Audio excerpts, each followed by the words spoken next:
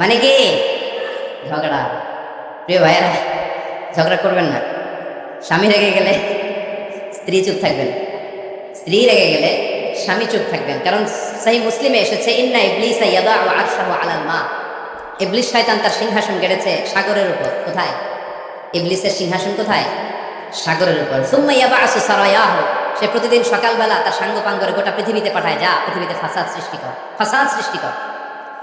ইবলিস যখন সাঙ্গপাঙ্গদেরকে গোটা পৃথিবীতে ছড়িয়ে দেয়, সারাদিন ধোকা দেওয়ার পরে, ওয়াসওয়াসা দেওয়ার পরে রাত্রিবেলা ইবলিসের কাছে ফিরে আসে, এসে বলে, ও ইবলিস, আমি আজকে আল্লাহর বান্দাদেরকে দিয়ে মিথ্যা কথা বলিয়েছি। ইবলিস বলে, এটা তো কোনো ব্যাপারই না, এগুলাই তো তোদের কাজ।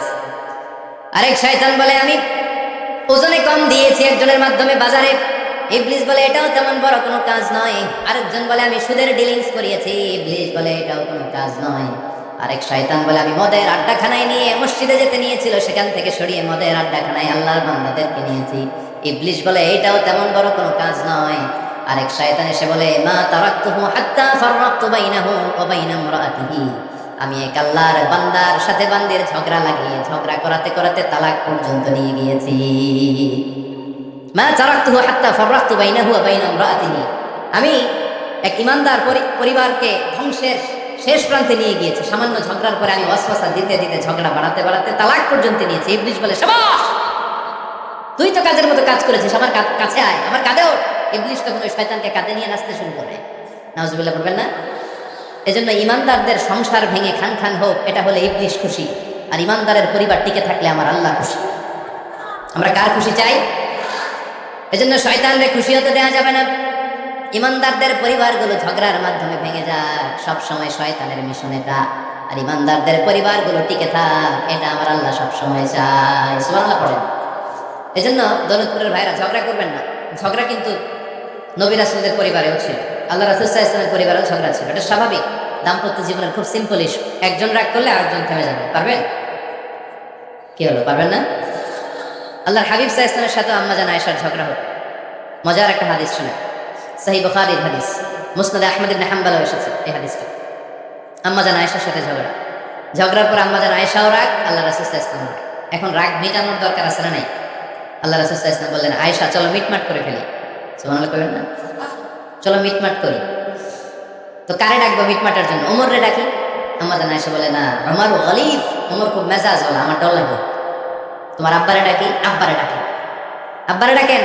খুশি হয়ে গেছেন আম্মা জান আয়েশা। আবু বকর রাদিয়াল্লাহু চলে আসলেন, দাঁড়ালেন। এবার বিষ্ণু সাল্লাল্লাহু আলাইহি ওয়াসাল্লাম বললেন, তাতাকাল্লিমিন আও আতাকাল্লাম, কি ঘটছে আমাদের মাঝে, তুমি বলবা না আমি বলবো? আম্মা জান আয়েশা বললেন, তাতাকাল্লামু আনতা ওয়ালা তাকুল ইল্লা হাক্কান, আপনিই বলেন, তবে সত্য ছাড়া মিথ্যা বলেন না।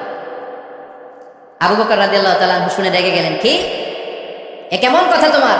নবীকে উদ্দেশ্য করে তুমি বলছো সত্য ছাড়া মিথ্যা বলবেন না, নবী কখনো মিথ্যা বলবে নাকি? রেগে মেয়ের গায়ে মেরেছে এক চোর খেয়ে আম্মা জান আয়েশা উল্টে পড়ে গেলেন। সাইয়েদনা আবু বকর রাদিয়াল্লাহু তাআলা রেগে গড়গড় করতে লাগলেন, আবার মারার জন্য উদ্যত হলেন। আম্মা জান আয়েশা রাদিয়াল্লাহু তাআলা বাঁচার জন্য এবার বিষ্ণুনবীর পিছনে যে আশ্রয় নিলেন। সুবহানাল্লাহ পড়বেন না? বিশ্বনবী সাইয়েদনা আবু বকরের সামনে দুই হাত মেলে ভেবে দাঁড়িয়ে গেলেন। আল্লাহর হাবিব যখন আম্মা জান আয়েশাকে বাঁচানোর জন্য দুই হাত উঁচু করে দাঁড়িয়ে গেলেন, সাইয়েদনা আবু বকর থেমে গেলেন। সাইয়েদনা আবু বকর এই পরিস্থিতি দেখে ঘর থেকে বের হয়ে ঘরের বাইরে দাঁড়ালেন। এবার আল্লাহ রাসূল সাল্লাল্লাহু আলাইহি ওয়াসাল্লাম আম্মা জান আয়েশাকে তুললেন, বললেন, ইয়া আয়েশা কাইফা রাআইতিনি আনকাসতুকি মিনার রাজুল, দেখলা নাকি কেমন করে আমি তোমার বাবার হাত থেকে তোমারে বাঁচালাম? আজকে আমি যদি সামনে দাঁড়িয়ে না বাঁচাতাম, তোমার বাবা তোমারে একেবারে মেরেই ফেলতো। সুবহানাল্লাহ। দেখছো আয়েশা, আমি বাঁচাইলাম তোমার, আমার সাথে ঝগড়া করো, আমি বাঁচাইলাম। এই কথা শুনে আম্মা জান আয়েশা রাদিয়াল্লাহু তাআলা লজ্জায় পড়ে হেসে দিলেন। সুবহানাল্লাহ পড়বেন না? এত আস্তে সুবহানাল্লাহ। লজ্জায় হেসে দিলেন। বিষ্ণু ঈসা ইসলাম এবার হেসে দিলেন। দুইজনের হাসাহাসি শুনে বাইরে থেকে আবু বকর রাদিয়াল্লাহু তাআলা আনহু হাসির আওয়াজ শুনে অবাক, কিরে এতক্ষণ যুদ্ধ, এখন আবার হাসি কেন? হাসে দেখার জন্য সাইয়েদনা আবু বকর রাদিয়াল্লাহু তাআলা আনহু ঘরের ভেতরে ঢুকলেন। ঢুকে দেখেন আম্মা জান আয়েশাও হাসে, বিশ্বনবীও হাসে। সাইয়েদনা আবু বকর হেসে দিলেন, আরশের উপর থেকে খুশি হয়ে গেলেন কে? এবার সাইয়েদনা আবু বকর বলেন, ইয়া রাসূলুল্লাহ, ইয়া হাবিবাল্লাহ, আশরিকানি ফি সিলমিকুমা কামা আশরাকতুমানি ফি হারবিকুমা। নবী গো, আপনাদের দুইজনের মধ্যে যুদ্ধ লাগলে যেমনি মিটমাট করার জন্য আপনি আমারে ডাকেন, আপনাদের এই আনন্দ ঘন মুহূর্তগুলোতে শরীক হওয়ার জন্য মাঝে মাঝে আমারে ডাকে। সুবহানাল্লাহ পড়েন। আপনাদের মধ্যে যুদ্ধ লাগলে সন্ধি করার জন্য যেমনি আমারে ডাকেন, আপনারা যখন আনন্দ ঘন পরিবেশে এরকম খুনসুটি করেন, হাসাহাসিতে মেতে ওঠেন, তখনই